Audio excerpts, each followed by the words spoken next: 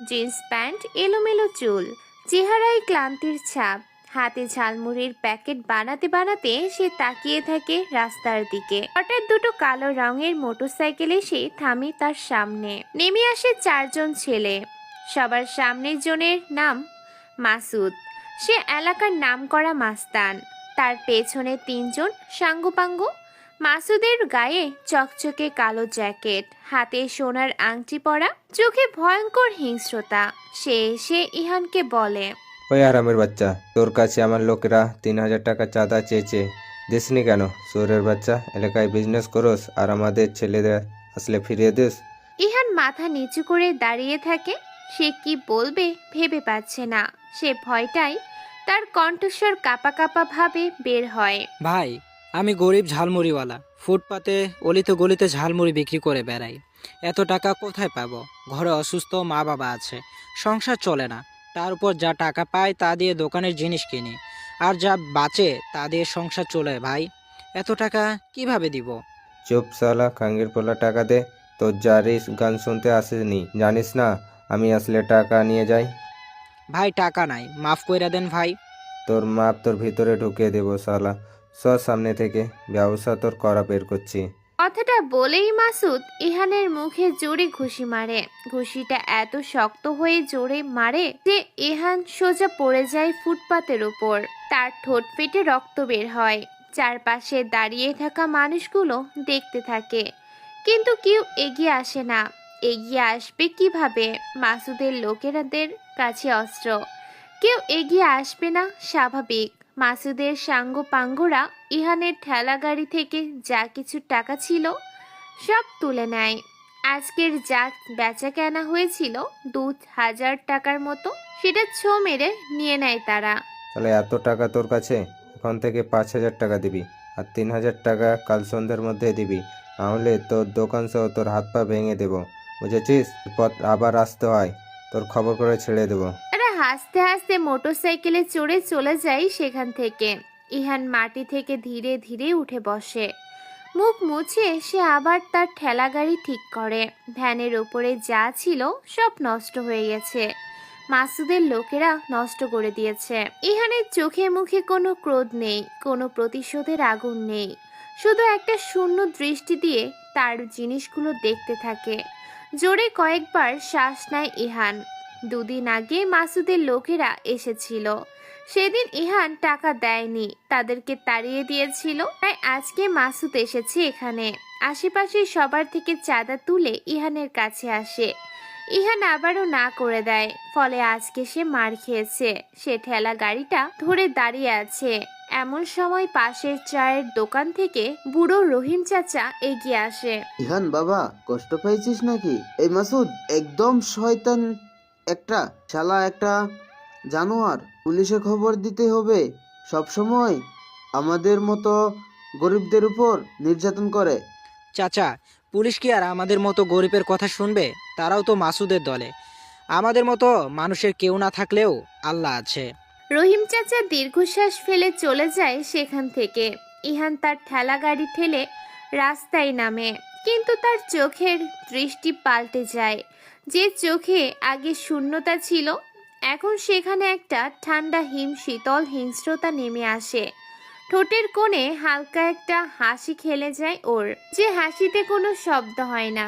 রাত প্রায় 12টা বাজছে। ইহান তার তাড়া করা ছোট্ট রুমে ফিরে আসে।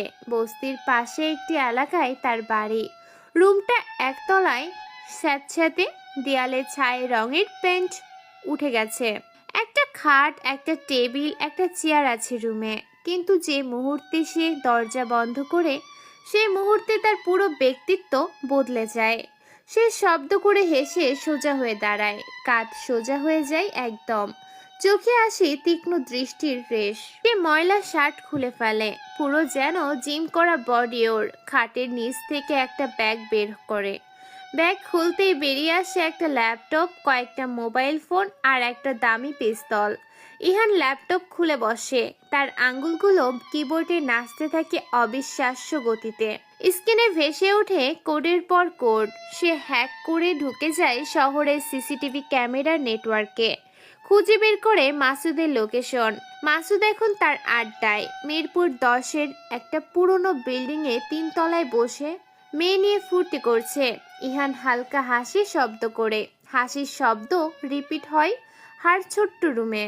তারপর একটা নম্বরে কল করে ও। জাহিদ, কাজ আছে, আজ রাতেই শেষ করতে হবে কাজটা। ফোনের ওপাশ থেকে একটা ভারী কণ্ঠস্বর আসে। সে দ্রুত রিপ্লাই দেয়। বস, টার্গেট কে? পরিচয় পাঠিয়ে দেন। ওর নাম মাসুদ, মিরপুর 10-এ আছে। আর হ্যাঁ, একটা মেসেজ পাঠাতে হবে সবার কাছে। এলাকায় যারা মাস্তানি করে তারা যেন বুঝতে পারে কে আসল বস, কে এই শহরের রাজা। বুঝেছি বস, 20 মিনিটের মধ্যে হয়ে যাবে। আপনি লোকেশন সেন্ড করে দেন, আমি কাজ শেষ করে আপনাকে জানাবো। ইহান ফোন কেটে দেয়। তারপর পাশে আরেকটা মোবাইল তুলে নেয়। এটা তার সিক্রেট ফোন। এই ফোন দিয়ে সে পুরো শহরের আন্ডারওয়ার্ল্ড কন্ট্রোল করে। সে মেসেজ পাঠায় তার টিমের কাছে। তবে ওর টিমের লোকেরা যারা জানে না যে তাদের বস আসলে কে, তারা শুধু জানে বসের একটা কোড নাম আছে, আর সেটা শ্যাডো কিং। রাত 1:30 বাজলো। মাসুদ তার আড্ডায় বসে মদ খাচ্ছে। পাশে সব মেয়েরা পড়ে আছে নেশা করে। তার চারপাশে 5-6 জন সাঙ্গপাঙ্গ। হঠাৎ বিদ্যুৎ চলে যায়। পুরো বিল্ডিং অন্ধকারে ডুবে গেল। মাসুদ চমকে উঠে দাঁড়ায়। হঠাৎ কি হলো? সুজন, কি হলো রে? কারেন্ট চলে গেছে মনে হয়। জেনারেটর চালা, দেখ শালা বিদ্যুৎ যাওয়ার সময় পেল না। সুজন নামের একটা ছেলে উঠে দাঁড়ায়। সে জেনারেটর চালানোর জন্য দরজার কাছে যায়, কিন্তু জেনারেটর চালু হওয়ার আগেই দরজা ভেঙে ভেতরে ঢুকে আসে কয়েকজন কালো পোশাক পরা মানুষ।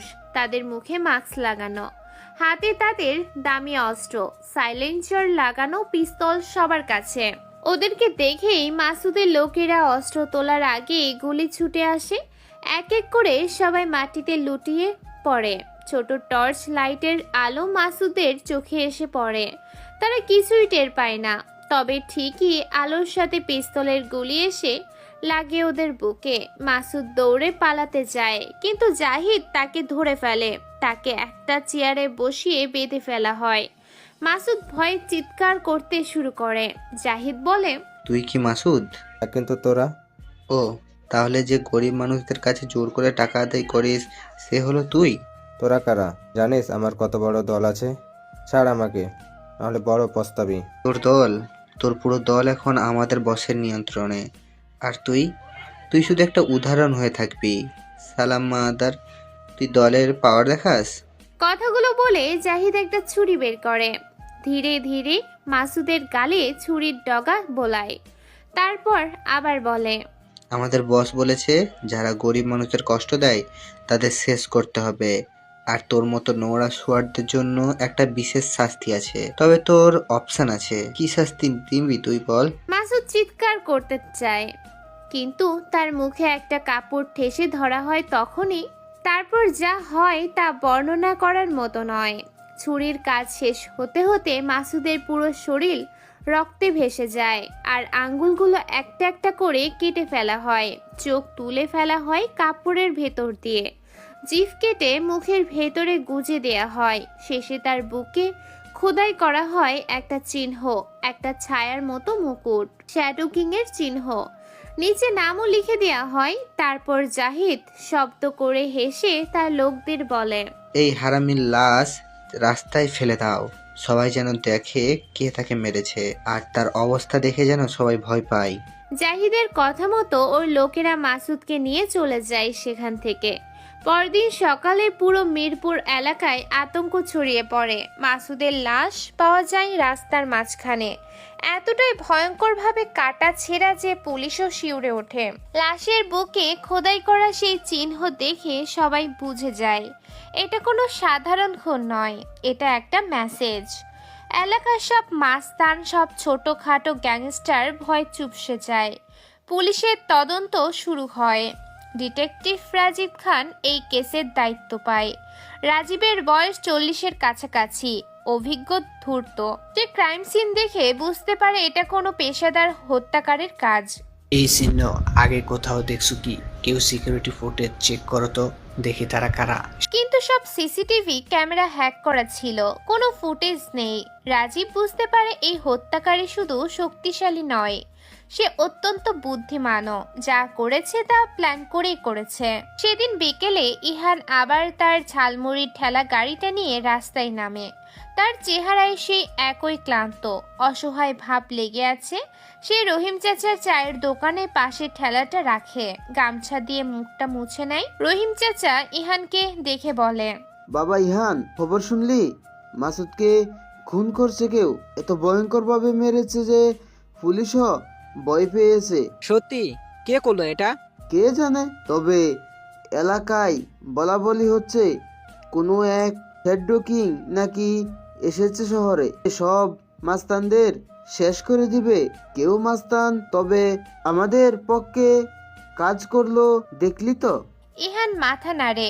তার ঠোঁটের কোণে হালকা একটা হাসি খেলে যায়, যা রহিম চাচা লক্ষ্য করে না। ঠিক তখনই একটা মেয়ে হেঁটে আসে, বয়স 25-এর কাছাকাছি হবে। দেখতে বেশ সুন্দরী, ফর্সা গায়ের রং, লম্বা চুলও আছে, চোখে এক ধরনের তীক্ষ্ণতা মেয়েটার। সে ইহানের দোকানের সামনে এসে দাঁড়ায়। এই যে মামা, একটা ঝালমুড়ি দেবে? ইহান মাথা তুলে তাকায়। মেয়েটার চোখে চোখ পড়তেই তার বুকটা একটু দুরু দুরু করে। সে কখনো এমন সুন্দরী মেয়ে দেখেনি। জি দেব। কেমন ঝাল দেব তাতে? একটু বেশি দাও, আমার ঝাল পছন্দ। ইহান ঝালমুড়ি বানিয়ে দেয়। মেয়ে টাকা দিয়ে চলে যায়, কিন্তু ইহান লক্ষ্য করে মেয়েটা দুবার পেছন ফিরে তার দিকে তাকায়, যেন তাকে পর্যবেক্ষণ করছে। রাতে ইহান তার রুমে ফিরে আসে। ল্যাপটপ খুলে সে শহরের সিসিটিভি ক্যামেরায় ঢুকে পড়ে। সে খুঁজে বের করে সেই মেয়েটাকে। মেয়েটার নাম ইফতি। সে একটা সাইবার ক্যাফেতে কাজ করে, কিন্তু ইহান যখন আরো গভীরে যায় তখন জানতে পারে ইফতি আসলে একজন ফ্রিল্যান্স হ্যাকার। সে গোপনে বিভিন্ন কোম্পানির ডেটা চুরি করে বিক্রি করে। ইহান হাসে শব্দ করে। তার মনে হয় এই মেয়েটা আরো মজার, কিন্তু ইহান জানে না ইফতিও তার পেছনে লেগেছে। সে বুঝতে পেরেছে এলাকায় যে নতুন শক্তি এসেছে তার সাথে ইহানের কোনো একটা সংযোগ আছে, কারণ মাসুদকে খুন করার ঠিক আগের দিন সে ইহানকে মাসুদের সাথে ঝগড়া করতে দেখেছে, আর পরদিনই মাসুদ মরে যায়। এটা শুধু কাকতালীয় হতে পারে না। ইফতি তার ল্যাপটপে বসে ইহানের ব্যাকগ্রাউন্ড চেক করতে থাকে, কিন্তু অবাক হয়ে দেখে ইহানে কোনো রেকর্ড নেই, যেন সে একটা ভূত। কোথা থেকে এসেছে, কে এসে, কিছু জানা যায় না। ইফতি নিজের সাথে বলে, তুমি কে ইহান? কেন তোমার ব্যাপারে কিছু পাওয়া যাচ্ছে না কেন? পরদিন সকালে ইহান আবারও রাস্তায় নামে। সে দেখে ইফতি আবারও তার দোকানের সামনে এসে দাঁড়িয়েছে। এবার তার হাতে একটা কফির কাপ আছে। আবার একটা ঝালমুড়ি দেবে মামা? অবশ্যই, তুমি তো নিয়মিত গ্রাহক হয়ে যাচ্ছ। ইফতি হাসে। তার হাসিতে একটা রহস্য লুকিয়ে আছে। ইফতি বলে, তুমি এই এলাকায় নতুন? হ্যাঁ, মাস তিনেক আগে এসেছি গ্রাম থেকে। কোন গ্রাম? ময়মনসিং। বাহ, আমারও নানা বাড়ি ময়মনসিংহে। ইহান ঝালমুড়ি বানিয়ে দেয়। ইফতি টাকা দিয়ে নেয়ার সময় ইহানের হাত ছুঁয়ে যায়। ইহান একটু চমকে ওঠে। তাদের চোখাচোখি হয়। কয়েক সেকেন্ডের জন্য দুজনেই নিশ্চুপ। তোমার নাম ইহান, তাই না? হ্যাঁ, তুমি জানো কিভাবে? রহিম চাচাকে জিজ্ঞেস করেছিলাম। তোমার নাম? ইফতি। সুন্দর নাম। ইফতি হাসে, তারপর চলে যায়। ইহান তার পেছনে তাকিয়ে থাকে। তার মনে একটা অদ্ভুত অনুভূতি হয়, যেন সে কিছু একটা হারাতে চলেছে, কিন্তু কি হারাবে সেটা বুঝতে পারছে না। কিন্তু ইহান জানে না ইফতি তাকে ট্র্যাক করছে। সে ইহানের ফোনে একটা ট্র্যাকিং অ্যাপ ইনস্টল করার চেষ্টা করছে, কিন্তু ইহানের ফোন এতটাই সিকিউর যে সে ঢুকতেই পারছে না। এটা ইফতিকে আরো সন্দিহান করে তোলে। ইফতি ভাবে, একজন সাধারণ ঝালমুড়িওয়ালার এত সিকিউর ফোন কেন? এখানে কিছু একটা গোলমাল আছে। রাতে ইহান তার রুমে ফিরে আসে। সে ল্যাপটপ খুলে দেখে কেউ তার ফোনে ঢোকার চেষ্টা করেছে। সে হ্যাক ট্র্যাক করে দেখে ইফতি চেষ্টা করেছে। তো তুমি হ্যাকার? মজার ব্যাপার, তবে আমাকে ট্যাগ করা সহজ নয়। সে একটা কাউন্টার হ্যাক চালায়। ইফতির ল্যাপটপে ঢুকে পড়ে, তার সব ফাইল দেখে, তার কাজকর্ম জেনে নেয়। তারপর একটা মেসেজ পাঠায় ইফতির স্ক্রিনে। সাবধান, যে খেলায় নেমেছো সেটা তোমার পক্ষে খুবই বিপজ্জনক। Shadow king. ইফতি যখন মেসেজটা পড়ে তখন তার সারা শরীর শিউরে ওঠে। সে বুঝতে পারে সে যার সাথে পাঙ্গা নিয়েছে সে কোনো সাধারণ মানুষ নয়। কিন্তু ইফতি হাল ছাড়ে না।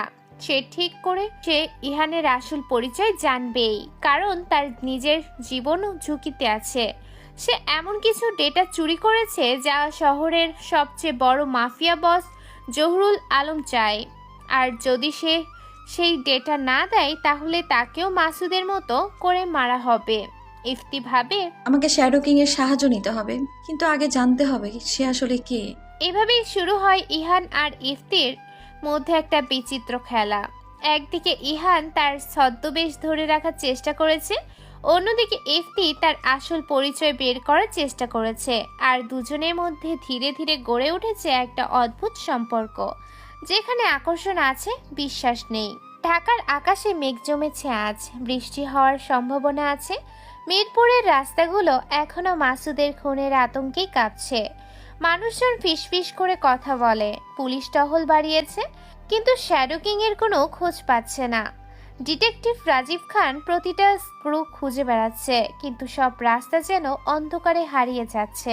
রাজীব তার অফিসে বসে ফাইলগুলো ঘাঁটছে। তার সামনে মাসুদের ময়না তদন্তের রিপোর্টে লেখা মৃত্যুর আগে চরম নির্যাতন করা হয়েছে, আঙুল কাটা হয়েছে একটা একটা করে, চোখ তুলে ফেলা হয়েছে, জিভ কেটে মুখে গুজে দেওয়া হয়েছে। এই ধরনের হিংস্রতা শুধুমাত্র একজন সাইকোপ্যাথ বা অত্যন্ত পেশাদার হত্যাকারীর কাজ হতে পারে। রাজীব একটা সিগারেট ধরায়। তার মনে হচ্ছে এই শহরে একটা নতুন ব্যক্তি এসেছে, এমন শক্তি যা আগে কখনো কারোর ভেতরে ছিল না। আগের গ্যাংদের থেকেও এমন কাজ কেউ করবে সে সবার থেকে জেনেছে, কেউ না। শ্যাডো কিং, কে তুমি? কোথা থেকে এলে? তার সহকারী ইন্সপেক্টর ফারুক ঘরে ঢোকে। সে এসে বলে, স্যার, একটা খবর আছে। গুলশানে আজ সকালে আরেকটা খুন হয়েছে। ভিকটিম আলমগীর হোসেন, সে একটা বড় মাদক চক্রের সাথে জড়িত ছিল। খুনটা আরো জটিল। খুনের ধরন? আগের মতো একই, চরম নির্যাতন করা হয়েছে, তারপর মারছে। বুকে সেই একই চিহ্ন, শ্যাডো কিং এর চিহ্ন। রাজীব লাফিয়ে উঠে দাঁড়ায়, সিগারেট পড়ে যায় ওর হাত থেকে। সে বলে, চলো ক্রাইম সিন দেখতে হবে। শ্যাডো কিং কে? তারা দুজনে গুলশানের দিকে রওনা দেয়। গাড়িতে বসে রাজীব ভাবছে, এই শ্যাডো কিং কেন এই খুনগুলো করছে? সে কি কোনো সিরিয়াল কিলার, নাকি তার কোনো উদ্দেশ্য আছে? গুলশানে পৌঁছে রাজীব দেখে আলমগীরের লাশ তার নিজের বাড়িতেই পাওয়া গেছে। পুরো বাড়ি তার লোকদের রক্তে ভেসে গেছে। আলমগীরের শরীর এমনভাবে কাটাছেঁড়া যে দেখলে বমি পায়। তার হাত পা বেঁধে রাখা ছিল, চোখের পাতা কেটে ফেলা হয়েছে যাতে সে নির্যাতনের প্রতিটা মুহূর্ত দেখতে পারে। পেট ছিঁড়ে ভিতরের নাড়িভুড়ি বের করে রাখা হয়েছে, আর বুকে খোদাই করা সেই ছায়ার মুকুট। রাজীব শিউরে ওঠে। তার মনে হয় এই হত্যাকারী শুধু মারছে না, সে একটা মেসেজ দিচ্ছে। কিন্তু কাকে, কেন? ফারুক, মাসুদ আর আলমগীরের মধ্যে কোনো সংযোগ ছিল কি? স্যার, দুজনেই আন্ডারওয়ার্ল্ডের সাথে জড়িত ছিল। মাসুদ ছোটখাটো মাস্তান ছিল, আর আলমগীর মাদক ব্যবসায়ী। তবে দুজনেই একজনের অধীনে কাজ করত। কার অধীনে? জহুরুল আলম শহরের সবচেয়ে বড় মাফিয়া বস, আর একটা বিশাল নেটওয়ার্ক আছে। পুলিশ থেকে শুরু করে রাজনীতিবিদ সবাই তার পকেটে। রাজীব বুঝতে পারে ব্যাপারটা অনেক বড়। শ্যাডো কিং হয়তো জহুরুল আলমের বিরুদ্ধে একটা যুদ্ধ শুরু করেছে। বেছে বেছে তারই লোকদের মারছে শ্যাডো কিং। কিন্তু কেন? জহুরুল আলম কোথায় থাকে? বনানীতে তার একটা বিশাল বাংলো আছে, কিন্তু স্যার আমরা তার কাছে যেতে পারবো না। তার অনেক বড় সংযোগ আছে, উপর থেকে অর্ডার আসবে আমাদের থামার। দেখি আগে আরো তথ্য সংগ্রহ করি। অন্যদিকে ইহান তার ঝালমুড়ির দোকান গুটিয়ে নিচ্ছে। সন্ধ্যা নেমে এসেছে। হঠাৎ ইফতি এসে তার সামনে দাঁড়ায়। আজ তার পরনে নীল রঙের একটা শাড়ি, চুলগুলো খোলা, চোখে একটা বিশেষ আবেদন দেখা যায়। ইহান, আমার সাথে একটু কথা বলবে? অবশ্যই, বলো। এখানে নয়, কোথাও শান্ত জায়গায় যাবে? ইহান একটু ভাবে, তারপর মাথা নাড়ে। চলো, কাছে একটা পার্ক আছে। দুজনে হাঁটতে থাকে। পার্কে পৌঁছে একটা বেঞ্চে বসে। চারপাশে নিস্তব্ধতা, শুধু দূরে কয়েকটা বাচ্চা খেলছে। ইহান, তুমি কে আসলে? ইফতির হঠাৎ এমন প্রশ্নে ইহান চমকে তাকায়। সে দ্রুত বলে, মানে, আমি তো ঝালমুড়িওয়ালা। না, তুমি সাধারণ ঝাড়মুড়িওয়ালা নও, এটা আমি জানি। তুমি কি করে জানো? আমি জানি তুমি একজন হ্যাকার, একজন খুব দক্ষ হ্যাকার। কারণ আমার ফোনে যে অ্যাকাউন্টের কাউন্টার হ্যাক চালানো হয়েছে, সেটা কোনো সাধারণ মানুষের পক্ষে সম্ভব নয়। ইহান নিশ্চুপ থাকে, তার চোখে কোনো প্রতিক্রিয়া নেই। আর আমি এটাও জানি তুমি শ্যাডো কিং, তুমি মাসুদ আর আলমগীরকে মেরেছো। ইহান হালকা হাসে, তারপর ধীরে ধীরে বলে, প্রমাণ আছে? না, কিন্তু আমার ইন্টেনশন আছে, আর আমার ইনটুইশন কখনো ভুল হয় না।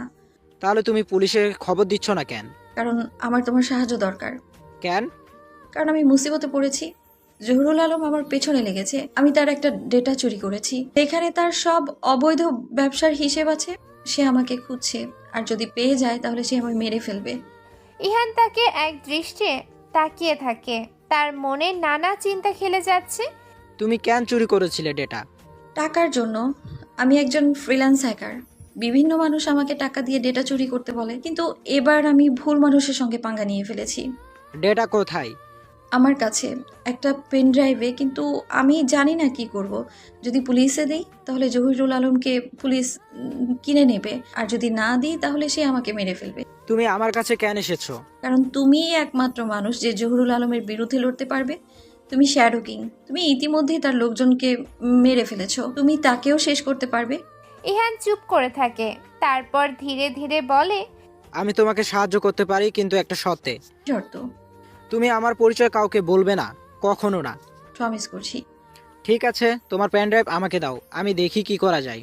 ইফতি তার ব্যাগ থেকে পেন ড্রাইভটা বের করে ইহানের হাতে দেয়। ইহান পেন ড্রাইভটা পকেটে রাখে।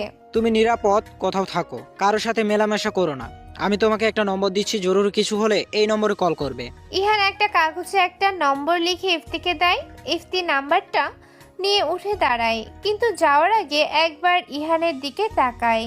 ইহান, তুমি কেন এইসব করো? কেন তুমি মাসুদ আর আলমগীরকে মেরেছো? কারণ তারা অপরাধী ছিল, তারা গরিব মানুষদের কষ্ট দিত, আর আমি শুধু ন্যায় বিচার করছি।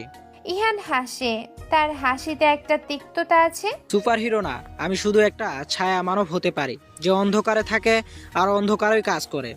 ইফতি চলে যায়। ইহান বেঞ্চে বসে থাকে, তার মনে নানা চিন্তা ঘুরপাক খাচ্ছে।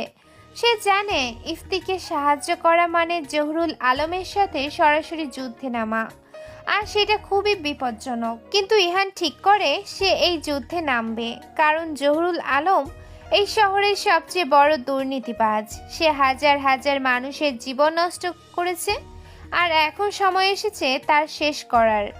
রাতে ইহান তার রুমে ফিরে আসে।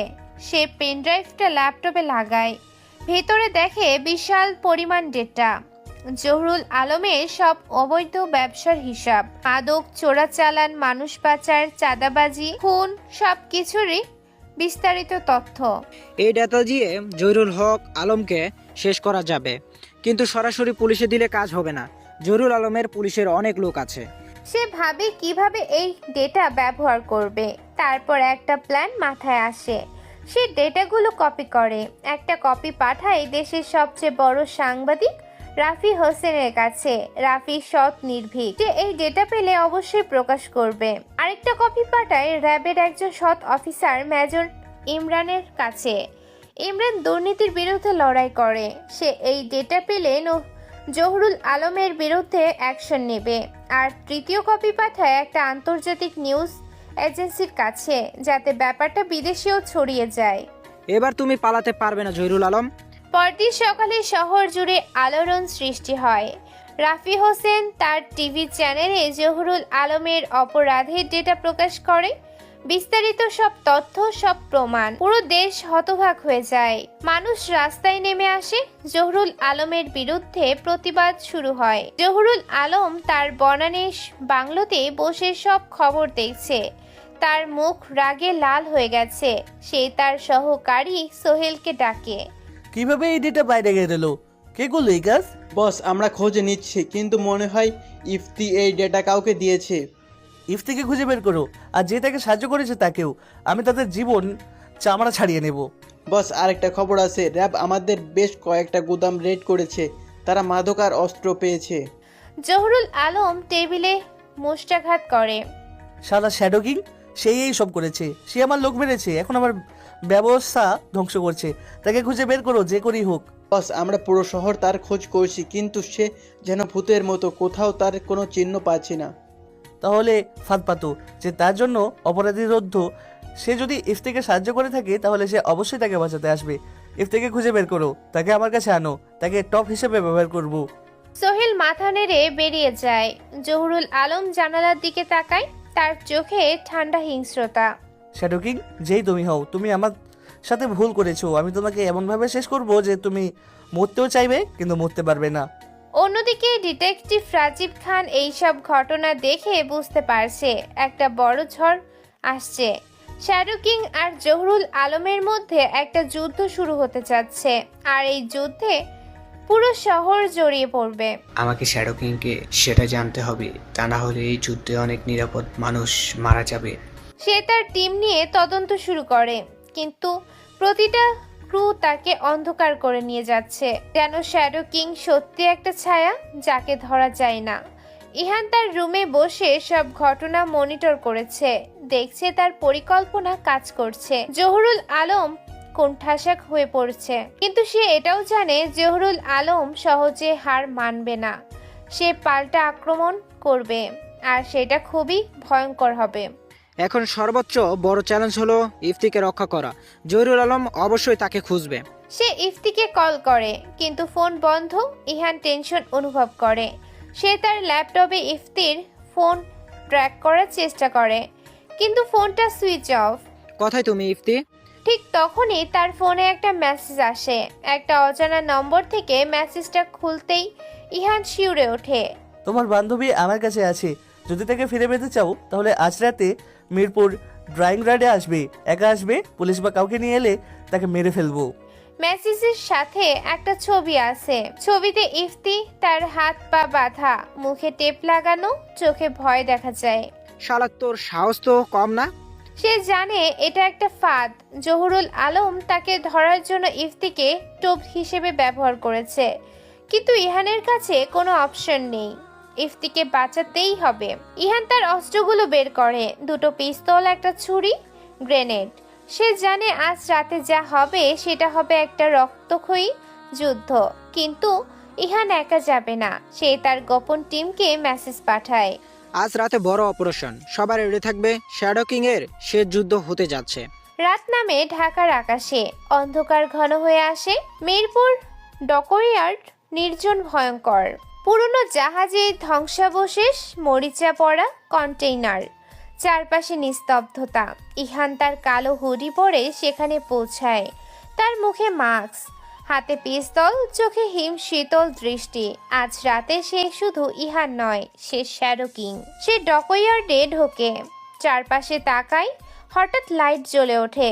দেখা যায় জহুরুল আলম দাঁড়িয়ে আছে, তার পেছনে 20-30 জন সন্ত্রাসের লোক, আর মাঝখানে বাধা ইফতি। জহুরুল আলম হাসে, তার হাসি শয়তানের মতো। স্বাগতম শ্যাডো কিং, অবশেষে তুমি বের হয়ে এলে। ইফতিকে ছেড়ে দাও। অবশ্যই ছেড়ে দিব, কিন্তু তার আগে তোমাকে মরতে হবে। চেষ্টা করে দেখো। জহুরুল আলম তার লোকদের দিকে তাকায়। মেরে ফেল শালাকে। আর ঠিক তখনই শুরু হয় সেই রক্তক্ষয়ী যুদ্ধ, যা এই শহর কখনোই ভুলবে না। গুলি ছুটতে শুরু করে। ডকইয়ার্ডে প্রতিধ্বনিত হয় গুলির শব্দ। ইহান দ্রুত একটা কন্টেইনারের পেছনে লুকিয়ে পড়ে, তার চোখ ঠান্ডা, হিসাব করা। প্রতিটা মুঠ পরিকল্পিত। জহুরুল আলমের লোকেরা চারদিক থেকে ঘিরে ফেলার চেষ্টা করেছে, কিন্তু ইহান তৈরি ছিল। সে তার কানের ইয়ারপিসে ফিসফিস করে কথা বলে। টিম আলফা উত্তর দিক থেকে প্রবেশ করো, টিম বেটা দক্ষিণ থেকে। আমি তাদের ব্যস্ত রাখছি। সে কন্টেনারের আড়াল থেকে বেরিয়ে পরপর 3টা গুলি ছোড়ে। 3জন লোক মাটিতে লুটিয়ে পড়ে। ইহানের প্রতিটা গুলি নিখুঁত, মাথায়, হৃদয়ে। মৃত্যু তাৎক্ষণিক। জহুরুল আলম চিৎকার করে। শালা, তোরা কি করছিস? একজন মানুষকে মারতে পারছিস না? তার লোকেরা আরো তীব্রভাবে গুলি চালাতে থাকে, কিন্তু ইহান ছায়ার মতো সরে যায়, কখনো কন্টেইনার পেছনে, কখনো জাহাজে ধ্বংসাবশেষের আড়ালে। সে শুধু পালাচ্ছে না, শিকার করছে, একে একে তার টার্গেট শেষ করছে। হঠাৎ উত্তর দিক থেকে গুলির শব্দ আসে। টিম আলফা প্রবেশ করেছে। 5 জন মাস্ক পরা সশস্ত্র লোক। তারা জহুরুল আলমের লোকদের পেছন থেকে আক্রমণ করে, বিশৃঙ্খলা সৃষ্টি হয়। জহুরুল আলমের লোকেরা দুই দিকে যুদ্ধ করতে গিয়ে দিশেহারা হয়ে পড়ে। দক্ষিণ দিক থেকেও টিম ব্যাটা আসে। এখন জহুরুল আলমের লোকেরা 3 দিক থেকে আক্রান্ত। একে একে তারা পড়তে থাকে, রক্ত ছড়িয়ে পড়ে ডকইয়ার্ডের মাটিতে। চিৎকার, আর্তনাদ আর মৃত্যুর গন্ধ ভরে যায় চারপাশে। ইহান এই সুযোগে ইফতির দিকে এগিয়ে যায়, কিন্তু জহুরুল আলম তার আগেই ইফতিকে ধরে তার গলায় পিস্তল ঠেকায়। ইফতির দিকে হাসি দিয়ে বলে, এক পায়ে গলে এই মেয়ের মাথা উড়িয়ে দেব। ইহান থমকে দাঁড়ায়। তার পিস্তল জহুরুল আলমের দিকে তাক করা, কিন্তু সে গুলি করতে পারছে না, কারণ ইফতি মাঝখানে। সে কি করবে বুঝতে পারছে না। ধীর গলাতে সে বলে, তাকে ছেড়ে দাও জহিরুল আলম, তোমার যুদ্ধ আমার সাথে, ওর সাথে না। আমার যুদ্ধ? তুই কে রে শালা? তোর কি সাহস আমার সাম্রাজ্যে হাত দেওয়ার? তুই মরবি, সেও মরবে। তোমার সাম্রাজ্য এটা রক্তের উপর দাঁড়ানো সাম্রাজ্য, হাজার হাজার মানুষের কান্নার উপর। আমি সেটা ভেঙে ফেলবো। ইহানের কথা শুনে জহুরুল আলম হাসে, পাগলের মতো হাসে। তারপর ধীরে ধীরে বলে, তুই আমাকে শেষ করবি? তোর মতো এই দুদিনের ছেলে আমার মাফিয়া জগৎ শেষ করবে? জানিস আমি কতজনকে মেরেছি এই অবধি, কত পরিবার ধ্বংস করেছি? আমি এই শহরের রাজা, তোকে সরাতে সময় লাগবে না। আমার ভিতরে দয়া মায়া নেই রে। রাজা? রাজা ছিলে? এখন তুমি শুধু একটা মৃত মানুষ যে এখনো দাঁড়িয়ে আছে। মানে একটু পরেই তোর মৃত্যুর ঘন্টা বেজে উঠবে রে। জহুরুল আলম ক্রোধে তার পিস্তল ইহানের দিকে ঘুরিয়ে গুলি ছোড়ে, কিন্তু ইহান দ্রুত পাশে সরে যায়। গুলি তার কাঁধ স্পর্শ করে চলে যায়। রক্ত বের হয় ইহানের কাঁধ থেকে, কিন্তু ইহান পড়ে না। তার চোখে আরো তীব্র হিংস্রতা জেগে ওঠে। ইহান তার পিস্তল থেকে একটা গুলি ছোড়ে। গুলিটা জহুরুল আলমের হাতে এসে লাগে। জহুরুল আলম চিৎকার করে পিস্তল ফেলে দেয়। ইফতি সুযোগ পেয়ে তার কাছে থেকে সরে যায়। ইহান দ্রুত ইফতির কাছে আসলো, তার হাত পায়ের বাঁধন খুলে দেয়, মুখ থেকে টেপ সরিয়ে দিয়ে বলে, তুমি ঠিক আছো, ভয় পেও না, আমি আছি। হ্যাঁ ঠিক আছে, তুমি এলে বলেই আমি ঠিক আছি। তুমি ঠিক আছো? হ্যাঁ, এখান থেকে চলে যাও, আমার টিম তোমাকে নিরাপদ জায়গায় নিয়ে যাবে। জলদি যাও। না, আমি তোমায় ছেড়ে যাব না। ইফতি, এখন তর্ক করার সময় না, যাও, না হলে মরতে হবে। ইফতি তার চোখের দিকে তাকায়। তার চোখে ভয়, কৃতজ্ঞতা আর কিছু এক অন্য অনুভূতি টের পায় ইফতি। তারপর সে ধীরে ধীরে চলে যায় সেখান থেকে। টিম আলফার একজন ইফতিকে নিয়ে যায়। ইহান এবার জহুরুল আলমের দিকে ঘুরে তাকায়। জহুরুল আলম তার হাত চেপে ধরে আছে, রক্ত ঝরছে ওর। তার চারপাশে তার সব লোক মরে পড়ে আছে। সে এখন একা। সে ইহানের দিকে তাকিয়ে হাসি দিয়ে বলে, এবার জিততে গেলি, কিন্তু এই জিত তোর কাজে আসবে না। আমার মতো আরো অনেকে আছে। তুই একজনকে শেষ করবি, 10 জন উঠবে, তারপরেও তোকে মরতে হবে। হয়তো, কিন্তু আজ তুই শেষ। আমার জন্য তোর চিন্তা করতে হবে না, তুই আগে মর। তাহলে মেরে ফেল, সময় নষ্ট করছিস কেন? কিন্তু মনে রাখিস, তুই যতই ভালো কাজ করিস না কেন, তুইও একজন খুনি, আমার মতোই। তফাৎ, তুই ন্যায়ের পথে মাফিয়া আর আমি অসৎ পথের। ইহান থমকে দাঁড়ায়। জহুরুল আলমের কথাগুলো তার মনে আঘাত করে। সে কি সত্যিই জহুরুল আলমের মতো? সে কি একজন খুনি? কিন্তু তারপরে ইহানের মনে পড়ে তার মা বাবার সুখ, যারা একসময় এই শহরেই ছিল, যাদের জহুরুল আলমের লোকেরা মেরে ফেলেছিল, কারণ তার বাবা জহুরুল আলমের বিরুদ্ধে সাক্ষ্য দিতে চেয়েছিল। না, আমি তোর মতো না। আমি অন্যায়ের বিরুদ্ধে লড়ছি, আর তুই অন্যায় করছিস। তোর আমার উদ্দেশ্য এক নয়। সেই অজুহাত দিয়ে কি নিজেকে সান্ত্বনা দে, এছাড়া আর কি বা করবি? ইহান তার পিস্তল তাক করে, কিন্তু সে গুলি করে না। সে ভাবছে, তারপর সে পিস্তল নামিয়ে নেয়। আমি তোকে মারবো না, তোকে পুলিশের কাছে তুলে দিব। পুলিশ তোকে বিচার করবে, তোর সব অপরাধের প্রমাণ আছে। তুই সারা জীবন জেলে পচবি। মূর্খ, তুই আমাকে জেলে পাঠাবি, আমি বের হয়ে আসবো। 2 সপ্তাহ লাগবে না, আমার অনেক লোক আছে। না, এবার তুই বের হতে পারবি না। ঠিক তখনই পুলিশের সাইরেন শোনা যায়। ডিটেকটিভ রাজীব খান তার টিম নিয়ে ডকইয়ার্ডে ঢোকে। সে চারপাশে তাকায়। লাশের স্তূপ জমা হয়ে আছে। সেখান থেকে যেন রক্তের নদী বইছে, আর মাঝখানে দাঁড়িয়ে আছে একটা মাস্ক পরা মানুষ, শ্যাডো কিং। হাত উপরে তোলো, তুমি গ্রেপ্তার শ্যাডো কিং, তোমাকে তো আমি খুঁজেছি। ইহান মাথা নাড়ে, সে জোরে হাসতে থাকে, তারপর ধোঁয়ার বোমা ছুড়ে দেয়।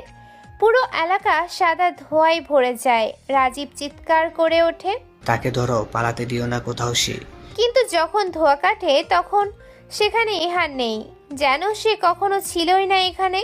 শুধু পড়ে আছে জহুরুল আলম, তার হাত থেকে রক্ত ঝরছে।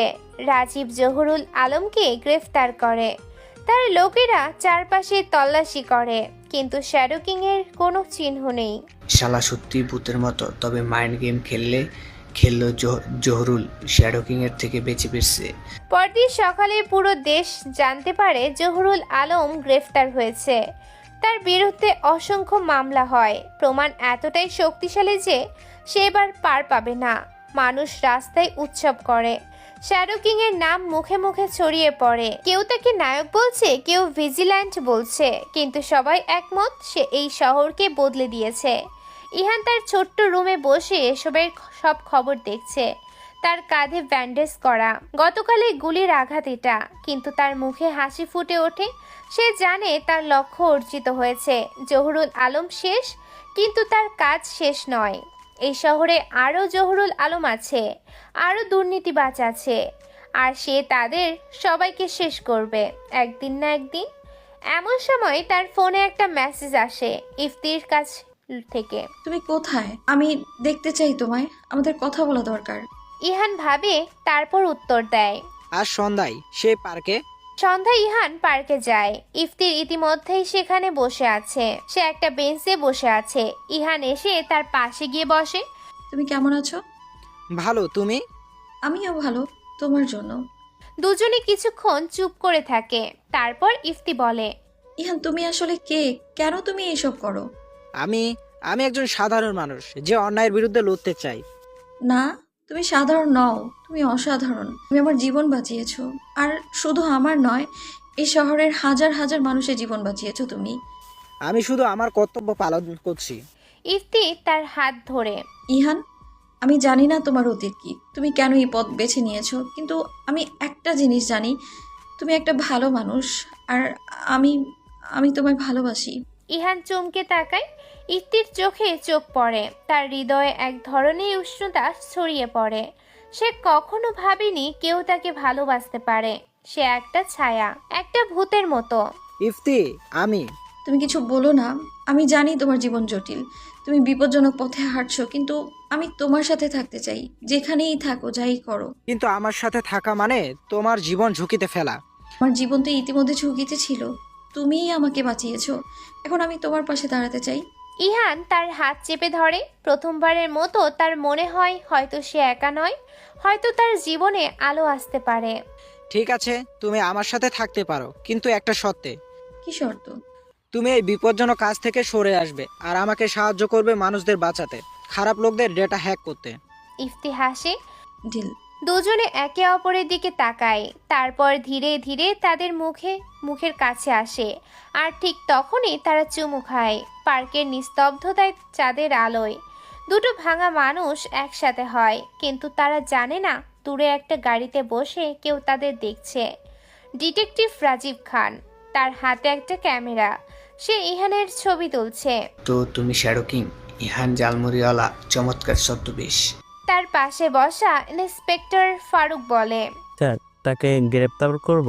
না, এখনো না, আমি তাকে পর্যবেক্ষণ করব, দেখি সে আর কি করে, কারণ আমার মনে হচ্ছে তার গল্প এখনো শেষ হয়নি। কিন্তু স্যার, সে তো একজন খুনি। হ্যাঁ, কিন্তু সে এমন মানুষদের মেরেছে যারা নিজেরাই খুনি। সে যা করছে সেটা কি সঠিক আমি জানি না, কিন্তু এই শহরে তার জন্য একটু নিরাপদ হয়েছে, তাই আমি তাকে একটু সময় দেব। আর যদি আবার কাউকে মারে?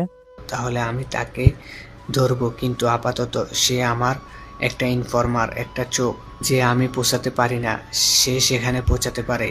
গাড়ি চলে যায়। ইহান আর ইফতি বুঝতে পারে না তাদের দেখা হয়েছে।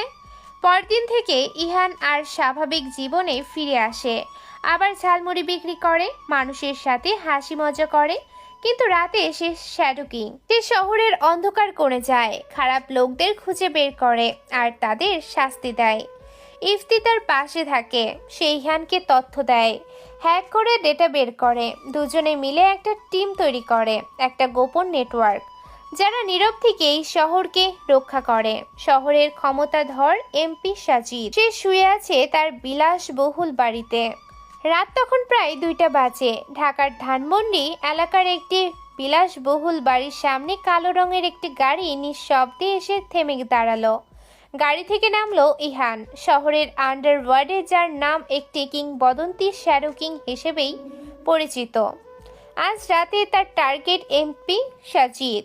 সে একজন প্রভাবশালী রাজনীতিবিদ যে গোপনে নারী পাচার ও ড্রাগস সাপ্লাইয়ের বিশাল নেটওয়ার্ক চালায়। ইহানের হাতে সাজিদের বিরুদ্ধে প্রমাণ আছে, ছবি, ডকুমেন্ট, সাক্ষীর বিবৃতি, সব ইফতি ম্যানেজ করে নিয়ে দিয়েছে। কিন্তু পুলিশ, তারা সাজিদের পকেটে আছে, আর আদালত, সেখানেও তার প্রভাব বিশাল। তাই ইহান নিজের হাতে শেষ বিচার করতে এসেছে। বস, সব রেডি। এবারে নিরাপত্তা প্রধানকে কিনে নেওয়া হয়েছে। আজ রাতে শুধু 2 জন গার্ড থাকবে এখানে। জাহিদ ফিসফিস করে কথাটা বলল। ইহান মাথা নাড়ালো। তারা নিঃশব্দে বাড়ির পেছনের দেয়াল টপকে ভেতরে ঢোকে। পরিকল্পনা অনুযায়ী 2 জন গার্ডকে নিষ্ক্রিয় করে তারা মূল ভবনে প্রবেশ করলো। ইহান একা সিঁড়িতে 2য় তলায় ওঠে। মাস্টার বেডরুমের দরজা খুলে ভেতরে ঢুকে সে। সাজিদ ঘুমাচ্ছে। ইহান এগিয়ে এসে টেবিল ল্যাম্প জ্বালিয়ে দেয়। আলোর ঝলকানিতে সাজিদের ঘুম ভাঙে। চোখ খুলেই সে দেখে মুখে মাস্ক পরা একজন মানুষ তার বিছানার পাশে দাঁড়িয়ে আছে। ইহানের হাতে একটা ধারালো ছুরি। তুমি কে? শ্যাডো কিং না তুই? হ্যাঁ, আমি শ্যাডো কিং। শুনেছিস নিশ্চয় আমার নাম? সাজিদের মুখ ফ্যাকাশে হয়ে গেল। এই নাম সে শুনেছে, যে মাফিয়া শুধু দুর্নীতিবাজ আর অপরাধীদের টার্গেট করে। সাজিদ বলে, দেখ, যা চাস বল। টাকা, ক্ষমতা, আমি সব দিতে পারি, শুধু এখান থেকে চলে যা। টাকা? কথাটা বলে ইহান শব্দ করে হাসলো।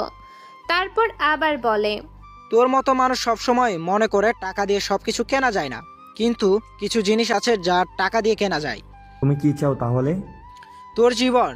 তুই কত মেয়েকে পাচার করেছিস, কত পরিবার ধ্বংস করেছিস, কত তরুণের জীবন নষ্ট করেছিস ড্রাগস দিয়ে। আমি এমপি, তুমি জানো না আমার কত ক্ষমতা? পুলিশের হেড আমার বন্ধু। জানি, সেজন্যই তো তুই এতদিন ধরা পড়িসনি, কিন্তু আজ রাতে আর পারবি না। ইহান তার ব্যাগ থেকে একটা মোটা ফাইল বের করে সাজিদের কোলে ছুঁড়ে দিল। খুলে দেখ, এখানে তোর সব অপরাধের প্রমাণ আছে। নারী পাচারের রেকর্ড, ড্রাগ সাপ্লাইয়ের হিসাব, ব্যাংক অ্যাকাউন্টের সব। সাজিদ কাঁপতে কাঁপতে ফাইল খুলল। পৃষ্ঠার পর পৃষ্ঠা তার অপরাধের প্রমাণ। তার মুখ দিয়ে কথা বের হচ্ছে না। তুমি এসব কিভাবে পেলে? তোর সংগঠনে আমার মানুষ আছে। গত 6 মাস ধরে প্রমাণ সংগ্রহ করছি। ভেবেছিলি কেউ জানে না? দেখো ভাই, আমরা একসাথে কাজ করতে পারি। তুমি যা চাও আমি দিতে পারি। আমাদের মিলে আরো বড় কিছু করা যায়। তোর সাথে কাজ? তুই জানিস না আমি কে? আমি সেই শ্যাডো যার পরিবারের বোনকে তোর মতো একজন পাচারকারী নিয়ে গিয়েছিল। আমি তাকে খুঁজে পাইনি, কিন্তু সেদিন থেকে প্রতিজ্ঞা করেছি তোর মতো প্রতিটা অপরাধীকে আমি শাস্তি দেব। সাজিদের চোখে এবার ভয়ের স্পষ্ট ছাপ ফুটে ওঠে। আমি ক্ষমা চাই, আমি সব ছেড়ে দেব। প্লিজ আমাকে একটা সুযোগ দাও। সুযোগ? তুই কি সেই মেয়েদের সুযোগ দিয়েছিলে যাদের তুই পাচার করেছিলি? যে তরুণদের জীবন ধ্বংস করেছিস তাদের সুযোগ দিয়েছিলে? আমি পুলিশ ডাকবো? ইহান তার মুখে একটা কাপড় গুজে দেয়। এখন আর কোনো চিৎকার কাজ করবে না। শোন, তোর অপরাধের প্রমাণ ইতিমধ্যে 3টা মিডিয়া হাউসে পৌঁছে গেছে। কালকে সকালে পুরো দেশ জানবে তুই কে ছিলি, আর তুই বেঁচে থাকবি না। সাজিদ বিছানায় বসে কাঁদতে শুরু করলো। ইহান তার হাত পা বেঁধে ফেলে। তোর কান্না আর অনুনয় এখন কোনো কাজে আসবে না।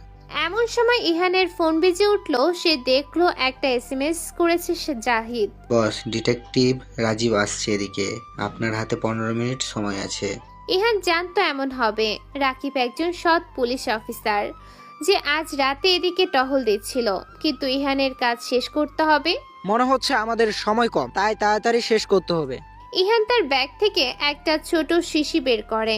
জানিস এটা কি? এটা সেই একটা ড্রাগস যা তুই তোর ড্রাগস নেটওয়ার্কে ব্যবহার করতে। হাজার হাজার তরুণ এই বিষে আসক্ত হয়েছে। আজ তুই নিজেই এর স্বাদ নিবি। না না, প্লিজ। সাজিদ মুখের কাপড় ঠেলে চিৎকার করার চেষ্টা করলো। ইহান জোর করে সাজিদের মুখ খুলে পুরো শিশি ঢেলে দেয়। সাজিদের চোখ বিস্ফোরিত হয়ে গেল। কয়েক সেকেন্ডের মধ্যে সে ভয়ানক যন্ত্রণায় ছটফট করতে শুরু করে। এই যন্ত্রণাটা অনুভব কর, ভালো লাগছে না তাই না? সাজিদ তার বাঁধা হাত দিয়ে ইহানকে ধরার চেষ্টা করে, কিন্তু তার শরীর আর সাড়া দিচ্ছে না। চোখ থেকে রক্ত বের হতে শুরু করে। তোর এই অবস্থা দেখে আমার মনে পড়ছে সেই সব শিকারদের কথা যারা তোর কারণে এভাবে ধ্বংস হয়েছে। কথাটা বলেই ইহান তার ছুরিটা সাজিদের গালের ভেতর ঢুকিয়ে দেয় জোরে। 2 মিনিট পর সাজিদের শরীর নিস্তেজ হয়ে যায়। ইহান তার নাড়ি চেক করে। সাজিদ শেষ। ইহান ওর লাশের উপর শ্যাডো কিং এর লোগো ছুরি দিয়ে বানিয়ে দেয়। তারপর সে দ্রুত নিচে নামলো। জাহিদ তার জন্য অপেক্ষা করছে। চল, রাজীব আসার আগেই বের হতে হবে। তারা যখন বাড়ি থেকে বের হলো ঠিক তখনই দূরে একটা পুলিশের গাড়ির সাইরেন শোনা যায়। ইহান এবং জাহিদ অন্ধকারে মিলিয়ে গেল। 5 মিনিট পর ডিটেকটিভ রাজীব বাড়িতে ঢুকে। দুজন অচেতন গার্ড আর উপরে একটা মৃতদেহ ছাড়া কিছুই পায় না। সে নামটাকে দেখে বলে, আবারও ইহান। রাজীব দীর্ঘশ্বাস ফেলে। সে জানে ইহানকে ধরা প্রায় অসম্ভব এবং অদ্ভুতভাবে সে নিজেও জানে যে সাজিদ আসলে একজন অপরাধী ছিল যাকে আইন স্পর্শ করতে পারেনি। ডিটেকটিভ রাজীব তাদের পর্যবেক্ষণ করতে থাকে। এভাবে দিন যায়, সপ্তাহ যায়, মাস যায়। শহর ধীরে ধীরে বদলাতে থাকে। অপরাধ কমে আসে, মানুষ নিরাপদ বোধ করে। আর সবাই জানে এটা সম্ভব হয়েছে শ্যাডো কিং এর জন্য। কিন্তু ইহান জানে তার লড়াই শেষ হয়নি। এই শহরে এখনো অনেক শত্রু লুকিয়ে আছে আর সে তাদের সবাইকে শেষ করবে। 3 মাস পর সকালের আলো তখনও পুরোপুরি ছড়ায়নি শহরের রাস্তায়। ইহান তার ঝালমুড়ির ঠেলাগাড়ি নিয়ে বসে পড়ে একটা স্কুলের সামনে ফুটপাতের এক কোণে। প্লাস্টিকের জার থেকে মুড়ি, চানাচুর, পেঁয়াজ, মরিচ মিশিয়ে সে তৈরি করে তার ঝালমুড়ি। সাধারণ একজন ঝালমুড়িওয়ালা। এখনো তার ছেঁড়া জামা, ময়লা লুঙ্গি, রোদে পড়া মুখ তার। কেউ ভাবতে পারে না এই মানুষটা আন্ডারওয়ার্ল্ডের সবচেয়ে ভয়ঙ্কর নাম শ্যাডো কিং। এমন সময় দুটো বাইক আসে তীব্র গতিতে। কালো রঙের পালসার। বাইক থেকে নামে দুজন লোক। তাদের মাথা হেলমেট ঢাকা, মুখ দেখার কোনো উপায় নেই। তারা সোজা এগিয়ে আসে ইহানের দিকে। চারপাশে তখন মানুষ নেই বললেই চলে। একজন লোক পকেট থেকে বের করে একটা সাদা খাম, সেটা ছুঁড়ে মারে ইহানের কাছে। তারপর দুজনেই বাইকে চড়ে মিলিয়ে যায় ধোয়ার মতো। ইহান প্রথমে বুঝতে পারে না কিছু। হঠাৎ এখানে কি হলো, কারা আসলো, কে তাকে এমন চিরকুট দিয়ে চলে গেল। তার হাত কাঁপে। সে খামটা তুলে নেয়, আস্তে আস্তে খোলে। ভেতরে একটা কাগজ, সেখানে লেখা, হ্যালো শ্যাডো কিং ইহান, ভাবছো কিভাবে তোমার পরিচয় পেলাম? তুমি নিশ্চয়ই ইফতিকে চেনো, তোমার গার্লফ্রেন্ড। তাকে তুলে এনেছি রাতে। তাকে পিটিয়ে নির্যাতন করে তোমার আসল পরিচয় নিয়েছি। মনে আছে আমার বন্ধু সাজিদকে? তুমি তাকে মেরে ফেলেছিলে 3 মাস আগে। এবার তোমার পালা ইহান। আজ রাত 12টায় পুরনো বন্দরের গোডাউনে আসবে। একা আসবে, না হলে ইফতির লাশ পাবে টুকরো টুকরো করে। ইতি তোমার পছন্দের একজন লোক, ডিআইজি রাতুল। ইহান চোখ রাগে লাল হয়ে ওঠে। তার হাতের কাগজটা সে দুমড়ে মুচড়ে দেয়। চোয়ালের মাংসপেশি শক্ত হয়ে ওঠে। সে জানে রাতুলকে, এই শহরের ডিআইজি পুলিশ, কিন্তু আসলে সে একজন মাফিয়া, নোংরা খেলার মাস্টার। বলা যায় এই শহরের প্রধান মাস্টার মাইন্ড রাতুল। ইহান সাজিদকে মেরেছিল কারণ সে ছিল শহরের সবচেয়ে বড় মাদক ও নারী পাচার ব্যবসায়ী। রাতুলের ডান হাত। ইহান উঠে দাঁড়ায়। ঠেলাগাড়ি ফেলে সে হাঁটতে শুরু করে। তার মাথায় এখন একটাই চিন্তা, ইফতিকে বাঁচানো। তার একমাত্র দুর্বলতা সে, যাকে সে ভালোবাসে প্রাণের চেয়েও বেশি। কিন্তু সে ভালো করে জানে এই ভালোবাসাই হয়তো তার সবচেয়ে বড় দুর্বলতা। কি করবে সে? ইহান পৌঁছায় তার গোপন আস্তানায়। শহরের উপকণ্ঠে একটা পরিত্যক্ত বিল্ডিং। সেখানে সে রাখে তার অস্ত্র, তথ্য, সবকিছু। সে খোলে একটা গোপন আলমারি, বের করে 2টো পিস্তল, একটা ছুরি আর কিছু গ্রেনেড। জাহিদদের কল করে সে সবকিছু জানিয়ে দেয়। আর তার মুখে তখন কোনো ভাব নেই। ঠান্ডা বরফের মতো ঠান্ডা ভাব দেখা যায়। অন্যদিকে রাতুল বসে আছে চেয়ারে, হাতে একটা সিগারেট, সামনেই পড়ে আছে মেঝেতে ইফতি। অনেক মেরেছে তাকে, দুটো আঙুল কেটে ফেলেছে রাতুল। ইফতির এতক্ষণ জ্ঞান ছিল না। ইফতি এখন চোখ খুলে তাকায়। রাতুল সেটা লক্ষ্য করে বলে, কি ব্যাপার, জ্ঞান ফিরলো? ইহানের দুর্বলতা তো তোর কাছে। শোন, তোকে মারতে অনেক মজা পাচ্ছি আমি। তোরা ভুল করেছিস। যে আসবে এখানে সে কখনোই তোদের মাফ করবে না।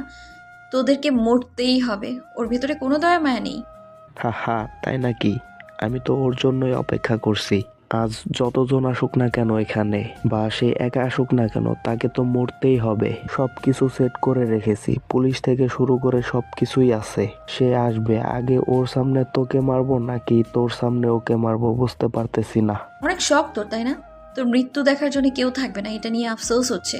চুপ। রাতুল চিৎকার করে এগিয়ে আসে, সিগারেটের গরম অংশ ইফতির হাতে চেপে ধরে। ইফতি চিৎকার করে আবার জ্ঞান হারায়। অন্যদিকে শহরের পুলিশ হেডকোয়ার্টারে বসে আছে ডিটেকটিভ রাজীব।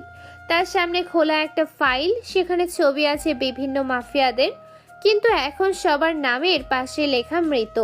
শেষ 3-4 মাসে শহর থেকে উধাও হয়েছে 10টা বড় মাফিয়া গ্রুপ। সবাই মারা গেছে একের পর এক, কিন্তু কে করছে এসব কোনো সূত্র নেই। তবে ওরা দুজন জানে কে করেছে, কিন্তু সরাসরি কোনো প্রমাণ নেই ওদের কাছে।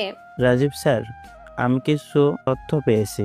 ফারুক ঢোকে ঘরে, তার হাতে একটা ট্যাবলেট। রাজীব তাকায় তার দিকে, তারপর বলে, কি হয়েছে? স্যার, যত মাফিয়া মারা গেছে সবার মৃত্যুর ধরন প্রায় একই। খুবই পেশাদার, কোনো সাক্ষী নেই, কোনো প্রমাণ নেই, কিন্তু আমি একটা প্যাটার্ন খুঁজে পেয়েছি শ্যাডো কিংকে ধরার। কি ফ্যাটান? দেখুন, প্রত্যেক হত্যার আগে মাফিয়ারা পায়ে একটা চিঠি, তাদের শরীরে একটা ট্যাটু টাইপ এঁকে দেয় ইহান, যেটা শ্যাডো কিং এর লোগো। তাছাড়া সবখানে সবাই একে বলে শ্যাডো কিং নামে। তবে আমরা যদি মাফিয়াদের কাছে আগেই পৌঁছে যাই, তাহলে ইহানকে ধরা সম্ভব। রাজীব উঠে দাঁড়ায়, তার চোখে জ্বলে ওঠে কৌতূহলের আগুনে। সে বলে, শ্যাডো কিং মানে এই শহরে এখন একজনই মাফিয়া বস, তবে সহজে পৌঁছানো যাচ্ছে না, কোনো প্রমাণও তো পাচ্ছি না। হ্যাঁ স্যার, আর সবচেয়ে আশ্চর্যের ব্যাপার হলো সে দিনের বেলা একজন সাধারণ মানুষ, কেউ চিনতে পারে না। আমাদের খুঁজে বের করতে হবে এই শহরে আর গোপনে মাফিয়া কে কে আছে, তবে ধরতে পারবো শ্যাডো কিংকে, যে কিনা এই শহরের সব মাফিয়াকে একাই মেরে ফেলছে। ঠিক তখনই রাজীবের ফোন বাজে। নম্বরটা অচেনা। সে রিসিভ করে। হ্যালো, কে বলছেন? আমি ডিআইজি রাতুল, আপনার সাথে দেখা করতে চাই, জরুরি। কখন? এখনই আমার অফিসে আসুন। ফোন কেটে যায়। রাজীব তাকায় ফারুকের দিকে। রাতুল কি তাহলে সব সেট করেই নামছে? চলো, ডিআইজি সাহেব ডেকেছেন। ওরা দুজন পৌঁছে রাতুলের অফিসে। বিশাল একটা ঘর, দামি ফার্নিচার আছে, দেয়ালে ঝোলানো নানা পুরস্কারের ফলক। রাতুল বসে আছে তার চেহারা কঠিন হয়ে আছে, চোখে একটা অদ্ভুত হিংস্রতা। বসুন মিস্টার রাজীব। রাজীব আর ফারুক বসে। আপনি নিশ্চয়ই শ্যাডো কিং সম্পর্কে শুনেছেন। হ্যাঁ, সব তো এখন জানা গেছে। আমি জানি সে কে। রাজীব চমকে ওঠে। যদিও রাজীব জানে সে কে, তবে ডিআইজি অবধি খবর গেছে। কি বলছেন আপনি?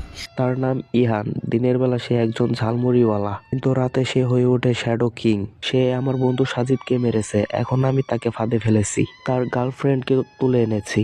আপনি কি করছেন? এটা তো অপরাধ। অপরাধ মিস্টার রাজীব, এই শহরে আইন মানে আমি। রাত 12টায় পুরনো বন্দরের গোডাউনে সে আসবে। আমি চাই আপনিও থাকুন সেখানে, আমরা মিলে ধরবো তাকে। রাজীব বুঝতে পারে কিন্তু কিছু একটা গন্ডগোল আছে। রাতুল যেভাবে কথা বলছে তাতে মনে হয় না সে একজন সৎ পুলিশ অফিসার, কিন্তু সে সিদ্ধান্ত নেয় রাতে সে যাবে সেখানে। ঠিক আছে, আমি থাকবো। রাতুল হাসে, একটা নোংরা হাসি দেয়। সন্ধ্যা নামে শহরে। ইহান তৈরি হয়ে ওঠে, তার পরনে কালো জিন্স, কালো জ্যাকেট, মুখে একটা মাস্ক। সে জানে এই যুদ্ধ হবেই তার শেষ যুদ্ধ, হয় সে বাঁচবে নয়তো মরবে, কিন্তু ইফতিকে সে বাঁচাবেই। সে বের হয় তার আস্তানা থেকে। রাস্তায় তখন মানুষ নেই, অন্ধকারে নেমেছে চারদিকে। ইহান হাঁটতে থাকে পুরনো বন্দরের দিকে। ঠিক তখনই একটা গাড়ি এসে থামে তার সামনে। দরজা খুলে বেরিয়ে আসে একজন লোক। তার হাতে একটা বন্দুক। সে এসে ইহানকে বলে, শ্যাডো কিং, আমরা জানতাম তুমি আসবে। রাতুল স্যার তোমার জন্য অপেক্ষা করছে। ইহান কিছু বলে না। তার হাত দ্রুত নড়ে ওঠে। একটা ছুরি বের করে সে ছুঁড়ে মারে লোকটার দিকে, তার গলায়। লোকটা মাটিতে পড়ে যায়, রক্ত ছড়িয়ে পড়ে চারদিকে। গাড়ি থেকে আরো দুজন বেরিয়ে আসে। তারা গুলি ছোড়ে ইহানের দিকে, কিন্তু ইহান অনেক দ্রুত সরে যায়। সে লাফ দিয়ে আড়ালে চলে যায়। তারপর তার পিস্তল বের করে পাল্টা গুলি চালায়। দুটো গুলিতে দুটো লাশ পড়ে যায়। ইহান আবার হাঁটতে শুরু করে। তার চোখে এখন শুধু প্রতিশোধের আগুন। সে জানে সামনে আরো বিপদ অপেক্ষা করছে, কিন্তু সে পিছুপা হবে না। পুরনো বন্দরের গোডাউনে আসে সে। জায়গাটা বিশাল, চারদিকে মরচে পড়া লোহার কন্টেইনার, অন্ধকার, শুধু কয়েকটা টিমে বাল্ব জ্বলছে। ইহান ঢোকে ভেতরে। তার পা ফেলার শব্দ গুজরে ওঠে চারিদিকে। হঠাৎ আলো জ্বলে ওঠে। সামনে দাঁড়িয়ে আছে রাতুল। তার পাশে আছে বাঁধা ইফতি। তার মুখ ফোলা, চোখের পাশ দিয়ে রক্ত পড়ছে, জামা কাপড় সব ছেঁড়া। ইফতি, ইহানের গলা কাঁপে, কিন্তু সে নিজেকে সামলে নেয়। ওয়েলকাম শ্যাডো কিং, অবশেষে তুমি এসেছো। ছেড়ে দাও ওকে। তোমার সমস্যা আমার সাথে। ওকে কেন তুলে এনেছো? সমস্যা তোমার সাথেই। তুমি আমার বন্ধু সাজিদকে মেরেছো, এখন তোমার গার্লফ্রেন্ডকে মারবে তোমার চোখের সামনে। রাতুল তার পিস্তল বের করে ইফতির মাথার দিকে তাক করে। না। ইহানের এমন চিৎকার শুনে রাতুল হাসতে শুরু করে। একটা পাগলের মতো হাসি দেয় সে। তুই গুলি করবি আমাকে? কর, কিন্তু তার আগে আমার আঙুল চাপ পড়বে ট্রিগারে। তোর প্রেমিকা মরবে। যদিও তাকে যে নির্যাতন করেছি মনে হয় না সে বাঁচবে। দেখ, ওর প্রতিটা আঙুলের সুন্দর নখগুলো উঠিয়ে ফেলেছি। ইহান শুধু চুপ করে দাঁড়িয়ে থাকে। তার মাথা ঘুরছে, সে কি করবে। হঠাৎ ইফতির চোখ খোলে। তার চোখে অশ্রু দেখা যায়। ইহান, তুমি এসেছো? পালাও, আমার জন্য থেকো না। চুপ, আমি তোমাকে এখান থেকে বের করে নিয়ে যাব। কিন্তু তুমি জানো রাতুল কতটা শক্তিশালী? শুধু একজন পুলিশ অফিসার নয়, সে এই শহরের সবচেয়ে বড় মাফিয়া। ইফতির কথা শুনে রাতুল আবার হাসে। সে বলে, তোর গার্লফ্রেন্ড ঠিকই বলেছে। আমি এই শহরটাকে চালাই। পুলিশ, রাজনীতি, ব্যবসা সব আমার নিয়ন্ত্রণে। আর তুই একজন ছোট্ট পোকা যে ভাবছে সে বড় কিছু। তুই যা ভাবছিস আমি তা নই। তাহলে তুই কি একজন জালমুড়িওয়ালা যে রাতে হয়ে ওঠে শ্যাডো কিং? রাতুল এগিয়ে আসে। তার চোখে এখন ক্রোধ স্পষ্ট। তুই আমার বিশ্বস্ত লোক সাজিদকে মেরেছিস। সে ছিল আমার ডান হাত, আমার ব্যবসার সব থেকে বড় খুঁটি। আর তুই তাকে শেষ করে দিলি। এর জন্য তোকে তো শাস্তি পেতেই হবে। ঠিক তখনই গৌডানের দরজা খুলে যায়। ঢোকে রাজীব আর ফারুক, তাদের হাতে বন্দুক। রাতুল, তুমি কি করছো? রাতুল ঘুরে তাকায়। তার মুখে বিরক্তির ভাব। তুমি এখানে কেন? পরে আসবে, তুমি যাও এখন। তুমি নিজেই তো ডেকেছিলে, বলেছিলে আমরা মিলে শ্যাডো কিংকে ধরবো। হ্যাঁ ধরবো, কিন্তু তার আগে আমার একটা ব্যক্তিগত হিসাব মেটাতে হবে। ব্যক্তিগত হিসাব? তুমি একজন ডিআইজি পুলিশ, তোমার কাজ হলো আইন মানা, আইন ভাঙা নয়। রাতুল জোরে হাসে, তবে চোখে মুখে বিরক্তির ছাপ। আইন? মিস্টার রাজীব, আইন মানে আমি। এই শহরে আমার কথাই আইন। রাজীব বুঝতে পারে রাতুল একজন দুর্নীতিবাজ পুলিশ, সে মাফিয়া। তার মাথায় তখন একটাই চিন্তা, এই পরিস্থিতি কিভাবে সামলানো যায়। ফারুক, তুমি বাইরে গিয়ে ব্যাকআপ ডাকো। স্যার, কিন্তু যাও। ফারুক দৌড়ে বেরিয়ে যায়। রাতুল তাকায় রাজীবের দিকে। তুমি একটা ভুল করেছো রাজীব, তুমি আমার খেলায় ঢুকে পড়েছো। খেলা? এটা কোনো খেলা নয়, একজন মানুষের জীবন বিপদে।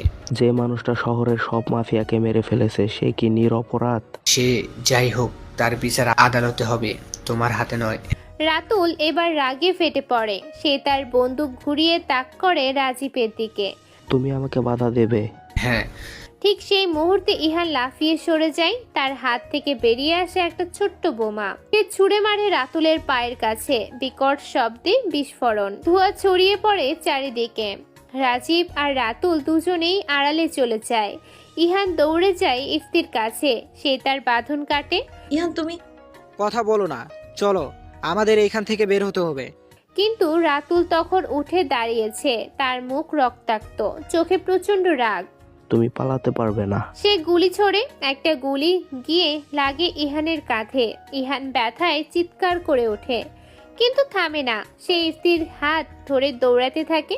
রাজীব, তুমি কি দেখছো? ওকে ধরো। রাজীব কিন্তু দৌড়ায় না, সে দাঁড়িয়ে থাকে। তার মনে তখন নানা প্রশ্ন। শ্যাডো কিং কি সত্যি একজন অপরাধী, নাকি সে কোনো উদ্দেশ্য নিয়ে এসব করেছে? ইহান আর ইফতি বেরিয়ে যায় গোডাউন থেকে। বাইরে তখন পুলিশের গাড়ি এসে পৌঁছেছে। ফারুক নিয়ে এসেছে ব্যাকআপ। ইহান থমকে যায়। ইহান, আমরা ঘেরাও হয়ে গেছি। হ্যাঁ, এখনো পথ আছে। সে তার পিস্তল বের করে গুলি ছোড়ে পুলিশের গাড়ির টায়ারে। টায়ার ফেটে যায়, পুলিশরা আড়ালে চলে যায়। ইহান আর ইফতি সুযোগ পায় পালানোর। তারা দৌড়ে চলে যায় এক অন্ধকার গলিতে। ইহানের কাঁধ থেকে রক্ত ঝরছে। ইফতি তার জামা ছিঁড়ে বাঁধে ক্ষতস্থানে। ইহান, তোমার ট্রিটমেন্ট দরকার। আমি ঠিক আছি। তোমার কি কোনো আঘাত লেগেছে? না, ঠিক আছি আমি। কিন্তু ইহান, রাতুল আমায় বলেছে সে তোমাকে মারবেই। সে হ্যাকিং করে তোমার পরিচয় জেনেছে। হ্যাকিং? হ্যাঁ, তার কাছে একজন হ্যাকার আছে, নাম নাসির। সে সব তথ্য বের করে দেয় রাতুলের জন্য। ইহান বুঝতে পারে এখন তার আসল পরিচয় ফাঁস হয়ে গেছে। এটা তার জন্য বিপজ্জনক। ইফতি, তোমাকে এখান থেকে দূরে পাঠাতে হবে। তুমি নিরাপদ নাও। না, আমি তোমার সাথে থাকবো। তুমি যেখানে যাবে আমি সেখানেই যাব। কিন্তু কোনো কিন্তু না, আমরা একসাথে লড়বো। ইহান তাকায় ইফতির চোখে, সেখানে ভালোবাসা আর ধীরতা। সে আর কিছু বলে না। অন্যদিকে গোডাউনে রাতুল রাগে ফেটে পড়ে। ইহান কেমন করে পালায়? ওরা সবাই অপদার্থ। রাজীব এগিয়ে আসে, রাতুলকে বলে, স্যার, মানে রাতুল, তুমি কি করছো এসব? তুমি একজন পুলিশ অফিসার, অথচ তোমার আচরণ একজন অপরাধীর মতো। রাতুল ঘুরে তাকায় রাজীবের দিকে। তার চোখ লাল হয়ে গেছে রাগে। তুই কি জানিস না রাজীব, এই শহরে টিকে থাকতে হলে শক্তি দরকার। আইন দিয়ে কিচ্ছু হয় না। তাহলে তুমি স্বীকার করছো তুমি একজন দুর্নীতিবাজ? দুর্নীতিবাজ না, আমি একজন ব্যবসায়ী। আমি এই শহরের অর্থনীতি চলাই। মাদক অস্ত্র ব্যবসা, এগুলা তোমার অর্থনীতি। এই জন্যই কি ইহানের প্রতি এত ভয়? সে তোমাকে মারবে বলে তার গার্লফ্রেন্ডকে তুলে এনেছো? হ্যালো, ইফতি খুব নিষ্পাপ রাজীব। এই পৃথিবীতে সবকিছু চলে টাকায়, আর আমার কাছে প্রচুর টাকা আছে। আমি তোমাকে গ্রেফতার করব। তুই আমাকে গ্রেফতার করবি? রাতুল তার ফোন বের করে একটা নম্বরে কল করে। হ্যাঁ, আমি রাতুল।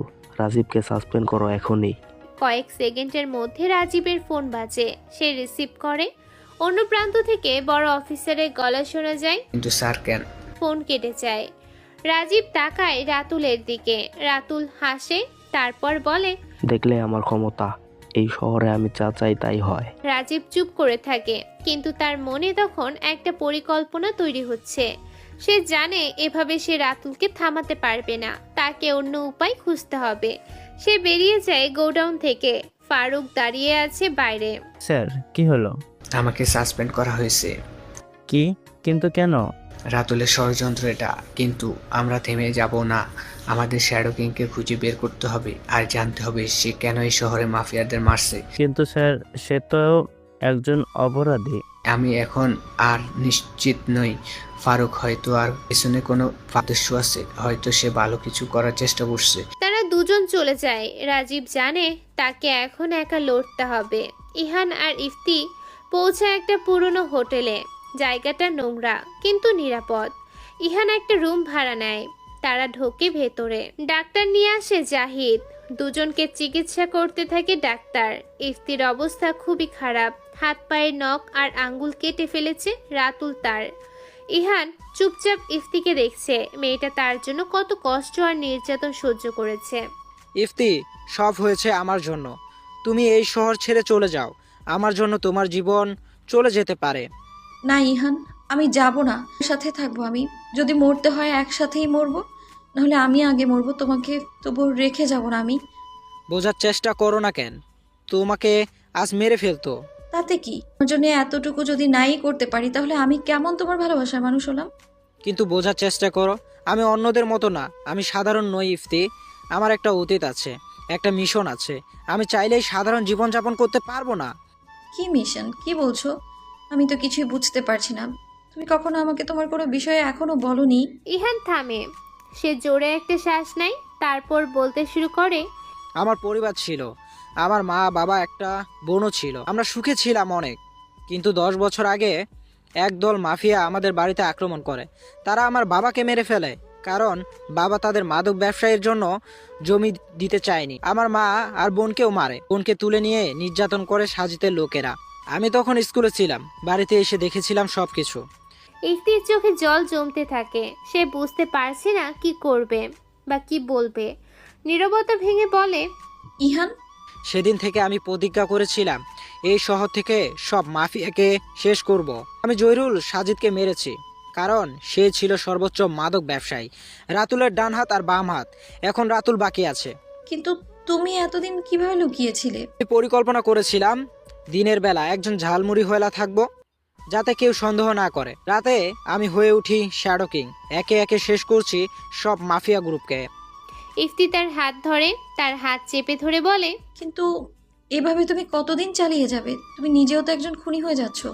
আমি জানি, কিন্তু এটা আমার মিশন, আমার পরিবারের জন্য। ইহান, আমি ভালোবাসি তোমায়, কিন্তু আমি চাই না তুমি এভাবে নষ্ট হয়ে যাও। ইহান তাকায় ইফতির চোখে। সেখানে ভালোবাসা, চিন্তা, ভয় দেখতে পায় সে। ইফতি, আমি তোমাকে ভালোবাসি, কিন্তু আমি থাকতে পারবো না, না যতক্ষণ রাতুল বেঁচে আছে। হঠাৎ জানালা ভেঙে ভেতরে ঢোকে একটা স্মোক গ্রেনেড। ধোঁয়া ছড়িয়ে পড়ে ঘরের ভেতরে। ইহান লাফিয়ে উঠে দাঁড়ায়, তার হাতে বন্দুক চলে আসে। ইফতি, আমার পেছনে থাকো। দরজা ভেঙে কে 5 জন মাস্কধারী লোক। তারা সবার হাতে বন্দুক। ইহান গুলি ছোড়ে, কপালে গুলি লেগে একজন মাটিতে পড়ে যায়। বাকিরা পাল্টা গুলি ছোড়ে টেবিলের আড়ালে লুকায়। তোমরা কারা? রাতুলের লোক? হ্যাঁ, আমরা তোমাকে ধরতে এসেছি, জীবিত বা মৃত। ইহান আরেকটা গুলি ছোড়ে, আরেকজন লোক পড়ে যায়, কিন্তু তখনই একজন লোক পেছন থেকে ঢোকে। সে ইফতিকে ধরে ফেলে, তার গলায় ছুরি ধরে। বন্দুক নামাও, না হলে এই মেয়েটা মরবে এখানেই। ইহান থমকে যায়, তার হাত কাঁপে। সে আস্তে আস্তে বন্দুক নামায়। ঠিক আছে, আমি নামছি, কিন্তু ওকে ছেড়ে দে। তুমি ভাবছো আমরা বোকা? তোমাকে আগে বেঁধে ফেলতে হবে। 2 জন লোক এগিয়ে আসে ইহানের দিকে। তারা তার হাত বাঁধে। ইহান কিছু করতে পারে না। ইফতিকে তারা জিম্মি করে রেখেছে। এবার চলো, রাতুলের স্যার তোমার জন্য অপেক্ষা করছেন। তারা ইহানকে টেনে নিয়ে যায়, ইফতিকেও সাথে নেয়। তাদের তোলা হয় একটা গাড়িতে। গাড়ি ছুটে চলে অন্ধকার রাস্তায়। কিছুক্ষণ পর গাড়ি থামে একটা পরিত্যক্ত কারখানার সামনে। জায়গাটা বিশাল, চারিদিকে ভাঙা যন্ত্রপাতি, মাঝখানে একটা খোলা জায়গা। সেখানে একটা চেয়ারে বসে আছে রাতুল, তার চোখে বিজয়ের হাসি। ইহানকে টেনে আনা হয় সামনে, তাকে ফেলে দেওয়া হয় মাটিতে। ইফতিকেও আনা হয়, তার হাত পেছনে বাঁধা। অবশেষে তুমি আমার কাছে, শ্যাডো কিং। ইহান মাথা তুলে তাকায়, তার চোখে ঘৃণা লেগে আছে। তুই আমাকে মারবি? তুই ইফতিকে ছেড়ে দে, ওর কোনো দোষ নেই। দোষ দোষ তো তোর। তুই আমার সাজিদকে মেরেছিস, তুই আমার ব্যবসা নষ্ট করেছিস, এখন তোকে শাস্তি পেতে হবে। রাতুল উঠে দাঁড়ায়। সে হাঁটতে হাঁটতে আসে ইহানের কাছে, তারপর লাথি মারে তার পেটে। ইহান গড়িয়ে যায়, ব্যথায় কুকড়ে যায়। ইহান, তুমি চলে যাও। ইফতি ছুটে যেতে চায় ইহানের কাছে, কিন্তু লোক তাকে ধরে রাখে। হাতের কাটার জায়গায় পায়ের চাপ দিতে থাকে। চুপ থাক, না হলে তোকেও পেটাবো। রাতুল আবার লাথি মারে ইহানকে। লাথিটা লাগে এবার ইহানের মুখে, নাক ফেটে রক্ত বেরিয়ে আসে। তুই ভেবেছিলি তুই এই শহরে সব মাফিয়াকে মেরে ফেলবি, তুই ভুল করেছিস। আমি এখনো বেঁচে আছি, আর আমি হলাম সবথেকে শক্তিশালী মাফিয়া। ইহান কাশতে থাকে, কাশি থামিয়ে সে আবার হাসতে শুরু করলো। ইহান বলে, তুই জানিস না রাতুল, তুই শেষ, তোর দিন শেষ। কি বলছিস তুই? আমার কাছে বন্দি তুই, তোকে মারতে কয়েক সেকেন্ড লাগবে। আমি যা করছি আর একটা কারণ আছে, বিরাট একটা বড় কারণ আছে। কি কারণ? তোর পরিবারকে মেরেছিল বলে? হ্যাঁ, আমি জানি তোর ইতিহাস। আমার হ্যাকার নাসির তোর সব ইতিহাস বের করেছে। ইহান আরেকবার হাসে, এবার তার হাসিতে একটা রহস্য বের হয়। তুই সব জানিস না, তুই শুধু জানিস আমি শ্যাডো কিং, কিন্তু তুই বা কেউই জানে না আমি আসলে কে। রাতুল থমকে যায়। ইহান বলে, কি কি মানে? কে তুই? ইহান তার পকেট থেকে বের করে একটা কার্ড, সিবিআই অফিসারের কার্ড। রাতুল চোখ বড় করে তাকায়। তার মানে ইহান আসলে একজন সিবিআই অফিসার। আমি সিবিআই অফিসার ইহান। আমাকে এই শহরে পাঠানো হয়েছিল আন্ডার কভার মিশনে। উদ্দেশ্য এই শহরের সব মাফিয়া চক্রকে ভেঙে দিতে আর তোকে ধরতে। রাতুলের মুখ থেকে সব রং উড়ে যায়। সে ভয় পায়। তার মানে সিবিআই এর কাছে রাতুলের বিরুদ্ধে সব প্রমাণ আছে। কি মানে? তো তুমি সিবিআই অফিসার? হ্যাঁ, আমি এই শহরে এসেছিলাম 2 বছর আগে, ছদ্মবেশে একজন ঝালমুড়িওয়ালা হয়ে। আমার কাজ ছিল প্রতিটা মাফিয়া গ্রুপকে চিহ্নিত করা, তারপর একে একে তাদের শেষ করা, আর সব শেষে তোকে। কিন্তু তুমি খুন করেছো, তুমি একজন অফিসার, তাহলে কেন? কারণ তোমরা খুবই শক্তিশালী ছিলে। আইনি পথে তোমাদের ধরা অসম্ভব ছিল। তোমাদের হাতে আছে টাকা, ক্ষমতা, রাজনৈতিক সংযোগ। আমাকে এই পথে বেছে নিতে হয়েছে। রাতুল পিছনে সরে যায়, তার হাত কাঁপছে। সে বুঝতে পারছে না কি করবে এখন। না, এটা হতে পারে না, তুমি মিথ্যা বলছো। মিথ্যা? তাহলে দেখো। ইহান তার জামার ভেতর থেকে বের করে একটা ছোট রেকর্ডার, সেটা চালু করা আছে, গোপন ক্যামেরাও আছে। রাতুলের গলা ভেসে আসে। আমি রাতুল, আমি এই শহরের সব মাদক ব্যবসা নিয়ন্ত্রণ করি। পুলিশ, রাজনীতি সব আমার হাতে। এ আমার বিরুদ্ধে যায়, আমি তাকে শেষ করি। রাতুলের মুখ ফ্যাকাশে হয়ে যায়। এটা তার কণ্ঠস্বর, কিন্তু কখন রেকর্ড করা হয়েছিল? এই রেকর্ডিং ভিডিও ফুটেজ আমি করেছিলাম 3 মাস আগে, যখন তুমি সাজিদের সাথে মিটিংয়ে ছিলে। আমি সেখানে ছিলাম লুকিয়ে। এখন এই প্রমাণ আমার কাছে। তোমার বিরুদ্ধে অনেক প্রমাণ আছে। রাতুল বুঝতে পারে সে শেষ, কিন্তু সে হাল ছাড়ে না। তার চোখে আসে উন্মুক্ততা। যদি আমি শেষ, তাহলে তুমিও শেষ, তোমার গার্লফ্রেন্ডও। সে তার বন্দুক বের করে তাক করে ইফতির দিকে। না। কিন্তু ইহান বাধা, সে কিছু করতে পারে না। রাতুল ট্রিগার টানে, গুলির শব্দ গুজরে ওঠে। ইফতি মাটিতে পড়ে যায়, তার বুক থেকে রক্ত বেরিয়ে আসে। ইফতি! ইহান চিৎকার করে ওঠে, তার চোখ দিয়ে অশ্রু ঝরে। সে পাগলের মতো হাত ছাড়াতে চেষ্টা করে, কিন্তু দড়ি শক্ত। রাতুল আবার গুলি চালায়, এবার ইফতির মাথায়। ইফতির শরীর নিথর হয়ে যায়। না না ইফতি, ওকে মারিস না, তোর দোহাই লাগে, মারিস না। ইহান কাঁদতে থাকে, তার হৃদয় ভেঙে যায়। যাকে সে সবচেয়ে বেশি ভালোবাসতো সে চলে গেছে তার চোখের সামনে থেকে। রাতুল হাসে, একটা পৈশাচিক হাসি। দেখলি, এই হলো তোর শাস্তি। তুই আমার সবকিছু কেড়ে নিয়েছিলি, এখন আমি তোর সবকিছু কেড়ে নিলাম। কিন্তু তখনই কারখানার দরজা ভেঙে ঢোকে একজন সিবিআই অফিসার। তাদের নেতৃত্ব জাহিদ, তাদের হাতে বন্দুক।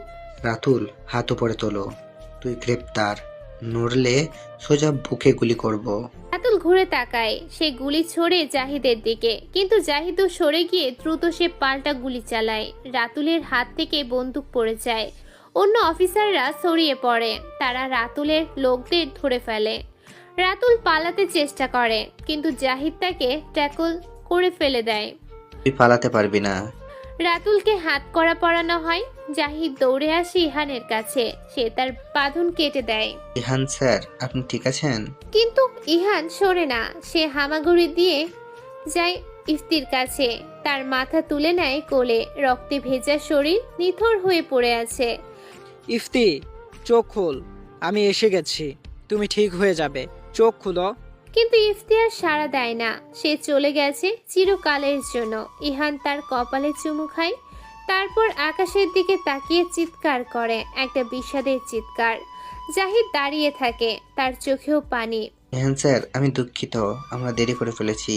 দেরি? হ্যাঁ, তোমরা দেরি করেছো। আমি সব কিছু হারিয়ে ফেলেছি। আমার মিশন কমপ্লিট হয়েছে, কিন্তু আমি সব কিছু হারিয়ে ফেলেছি। ইহান উঠে দাঁড়ায়, তার চোখের শূন্যতা। সে হাঁটতে শুরু করে। রাজীব তাকে থামায়। সে বলে, ইহান স্যার, আপনি একজন নায়ক, আপনি এই শহরকে বাঁচিয়েছেন, আপনার অবদান কেউ ভুলবে না। নায়ক? আমি কোনো নায়ক নই, আমি একজন খুনি। আমি মানুষ মেরেছি। হ্যাঁ, তারা অপরাধী ছিল, কিন্তু আমি তাদের মেরেছি। আর এখন যাকে আমি সর্বোচ্চ বেশি ভালোবাসতাম সেও মারা গেছে আমার জন্য। কিন্তু আমি যদি এই মিশন না নিতাম, তাহলে ইফতি বেঁচে থাকতো, সে খুশি থাকতো। ইহান বেরিয়ে যায় কারখানা থেকে। তার মাথার উপরে তখন কালো আকাশ, তারা জ্বলছে, কিন্তু তার জীবনে কোনো আলো নেই। শহরে এখন শান্তি, সব মাফিয়া ধরা পড়েছে। রাতুল জেলে, তার বিচার চলছে। ইহানের দেয়া প্রমাণের ভিত্তিতে অনেক বড় বড় লোক গ্রেফতার হয়েছে।